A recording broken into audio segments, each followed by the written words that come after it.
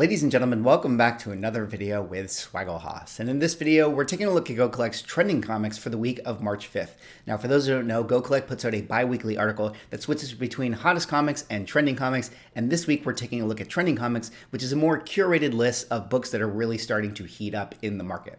But before I get into the books, if you guys could drop me a like or comment or subscribe if you're enjoying the content, help support the channel doing those things, I would appreciate it. But let us get into the video here today. And of course, this article is written by Matt Tuck. I will put a link in the description in case you guys want to do further reading. But with that out of the way, let's talk about the number 5 trending comic on the list this week. And that, of course, is The Punisher, number 1, sitting in the 99th spot and is new to the list this week. And what is the significance of this? Well, this, of course, is the first ongoing series for The Punisher that came out in 1987, written by Mike Baron. Now, in my opinion, this is definitely one of the most iconic books to come out of the Copper Age. And one of the things I mentioned when I talked about this book in my $25 books to invest in video is that I mentioned that, there was a time in the late 80s where The Punisher was really on the level of Wolverine. In fact, you could even make an argument that The Punisher was even more popular than the Wolverine. But flash forward to 2022, and, it's definitely not the case that The Punisher has that star power. But I think there's a lot of, Punisher fans out there that are really starting to remember this book and really starting to get excited about the potential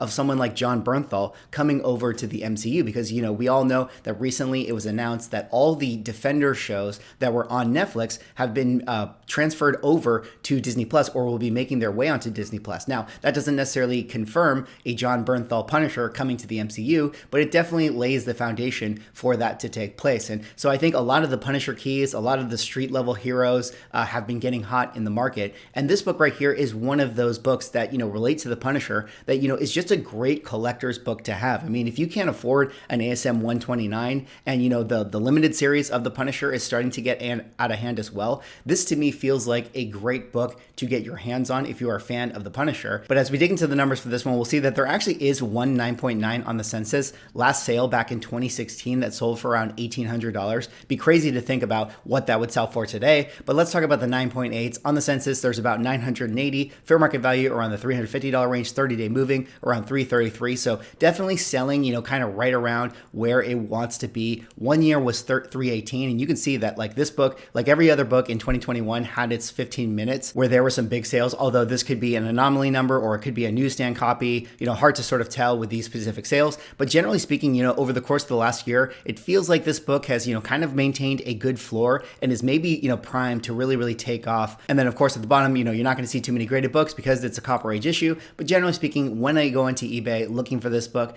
you could typically find, books selling around that $20 to $25 range. Although a lot of stuff has recently been picked over in the wake of, sort of the fervor generated around this book. So now when I go into eBay, typically speaking, it seems like the book is selling around the $30 to $35 range or so. All right, let's go on now to the next book that is heating up on this week's trending list. And this one, of course, is going to be Amazing Spider-Man Annual number 16, sitting in the 89th spot and new to the list. And what is the significance of this? Well, of course, you guys know this is the first appearance of Monica Rambeau, aka Captain Marvel, at least the 80s version of Captain Marvel, that came out in 1982, written by Roger Stern. Now, I probably don't need to remind you guys, but I'm going to do it anyways. This is a book that absolutely blew up during the course of WandaVision when we got the reveal of Monica Rambeau in 2021. And this was one of those books that I feel like was very early into the comic book boom of 2021, due to the Disney Plus effect, etc. But, since we had that, first debut of the character, it's really had a pretty decent correction, a pretty big correction, about 30 to 40% overall in terms of its values. And the raw values have really dropped off as well. But, it seems like Marvel is really putting a lot of eggs into the Captain Marvel basket, or at least the Monica Rambeau basket. It definitely feels like maybe they're going to go the Spectrum route, but this still feels like a great book to get your hands on. And recently we got that Doctor Strange in the Multiverse of Madness trailer, and there's been a lot of speculation that one of the characters we saw in that trailer was either Superior Iron Man or was maybe Monica Rambeau as Captain Marvel. A lot of the rumors point to different directions, that maybe Monica Rambeau is going to be, the Captain Marvel on the Illuminati team. But whatever the case is, the market has sort of been reminded that this is a great key book to have if you're a fan of this character. And it definitely feels like, she's going to play an important role in the MCU moving forward. I mean, we also know that, Monica Rambeau is going to be showing up in the Marvels movie in 2023, although there is currently rumors that, the Black Panther movie might get pushed to 2023,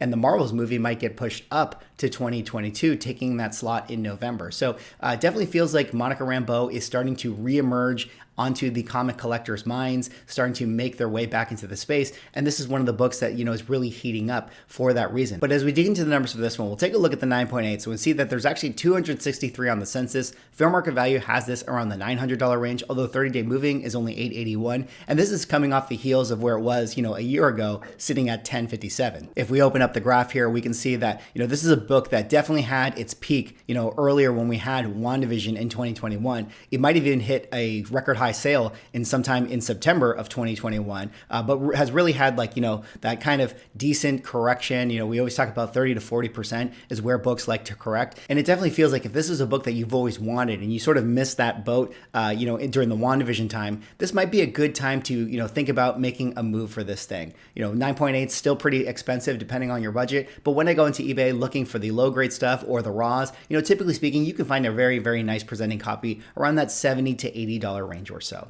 All right, let's go on now to the third comic that is heating up this week. And this one's really cool because, we got a DC book on the list. But this one right here is Tales of the Teen Titans, number 44, up 26 spots, sitting in the 71st slot. And what is the significance of this? Well, of course, this is the first appearance of Dick Grayson as Nightwing. It is also the first appearance of Jericho, and it is also the origin of Deathstroke. But I think one of the reasons why collectors mostly like to have this book is the fact that it is the first appearance of Dick Grayson as Nightwing, a book that came out in 1984, written by George Perez and Marv Wolfman. Now, in case you guys don't know, Dick Grayson, of course, was formerly Robin, but would take up the mantle of Nightwing, and Nightwing would go on to have kind of his own, sort of cult following within DC comic books. I mean, Nightwing has definitely been one of the more popular modern characters, I think, that there is in DC comic books. There's the current Nightwing storyline that's going on in DC comic books that is very, very popular, and it definitely feels like, with all the success that Warner Brothers is starting to have with, the release of the Batman and Peacemaker and things like that,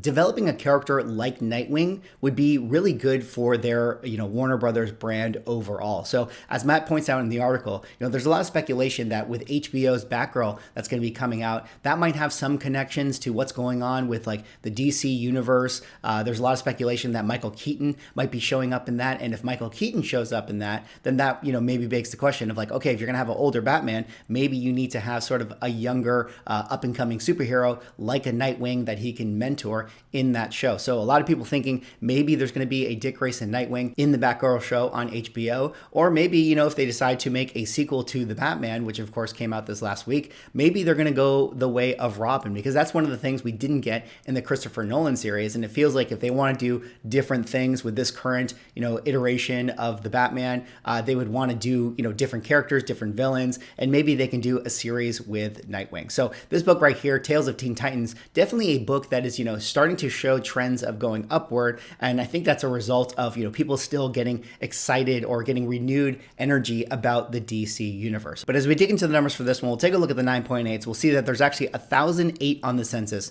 Fair market value has these around the $550 range, 30-day moving around the $554. So definitely transacting right around fair market value, if not, a tick above. But definitely a book that seems like it had its, kind of peak in 2021, maybe had a little bit of a drop off, got hot again, and starting to kind of have those peaks and valleys and peaks and valleys. But I feel like coming off of the Batman, coming off of, the success of Peacemaker, definitely feels like a book that is starting to heat up slowly once again. And when I go onto eBay looking for this book, depending on how picky you are with your grades, definitely has a decent window to which people charge for the book. But typically speaking, you can find a decently presenting copy anywhere between the $70 to $100 range or so. All right, let's go on now to the next comic that is heating up this week. And this one, of course, is one that's been hot, many times over the course of the last year. But this one is Hulk #1, up 39 spots, sitting in the 61st spot. And what is the significance of this? Well, of course, this is the first issue of the Hulk series that came out in 2008, written by Jeff Loeb, and would feature the first appearance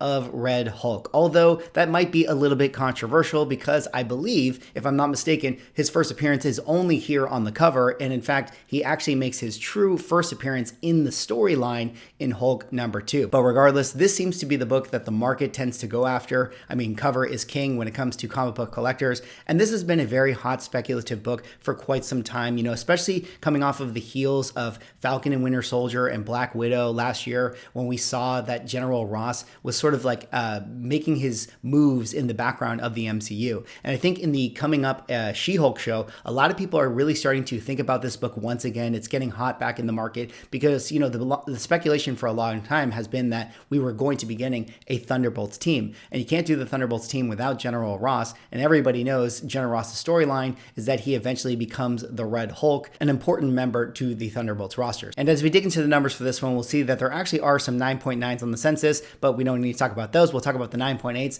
1,122 on the census, fair market value $400, 30-day moving, however, 370. You can see that's a slight downward trend from a year ago where the fair market value was around the 417.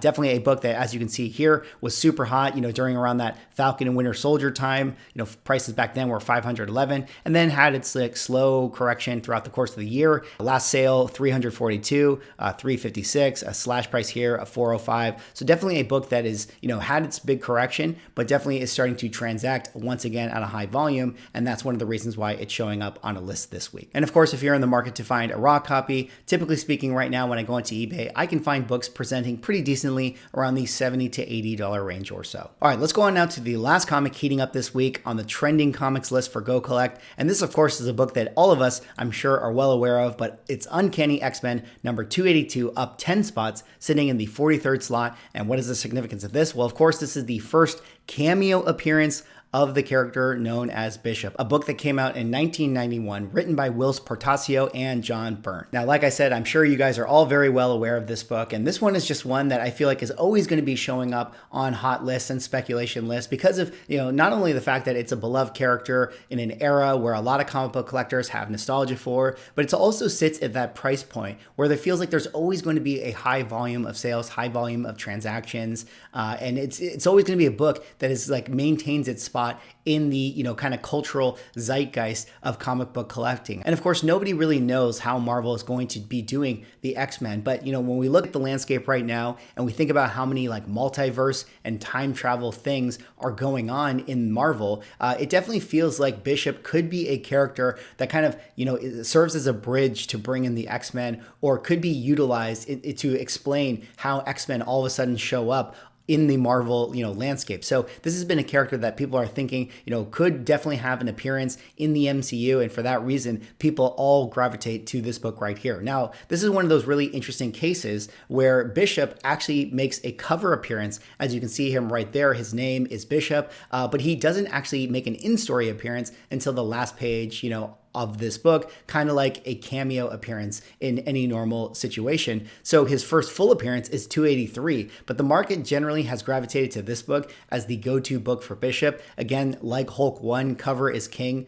with this situation. So this seems to be the book that the, you know, market tends to favor as far as like what is the book to collect for Bishop. But let me know in the comments what you guys think about this situation. Is there anyone out there that wants to go to bat for 283 as being the go-to book that you should get your hands on if you're a fan of the Bishop character? And as we dig into the numbers for this one, we'll see that there actually are 9.8s, 1,415 on the census. Fair market value has them around the $270 range, although 30-day moving has this at 345. So definitely a book that has really been shooting up, especially at that 9.8 level. You can see it right here. It went absolutely, you know, astronomical last year in 2021, you know, at the height of the market, selling at $440, had its big correction, but now it's starting to, you know, slowly heat up again. Last couple sales here, we see a 330, a 300, 366, a 295. So a book that is really, you know, kind of hovering around that $300 range, which I think is really interesting for a book like this. Definitely a high number for a book like this. But, you know, you don't have to get those 9.8 grades because there's a lot of great raw copies you can also get your hands on. And when I go into eBay looking for this book in the raw form, you can find decent presenting copies around that $20 to $25 range or so. Well, that is all I have for this video. Those were Go Collect's trending comics for the week of March 5th. Let me know what you guys think. Do you guys have any of these books? Anyways, that is all I have for this video. Drop me a like, comment, subscribe if you're enjoying the content, and I'll see you in the next one.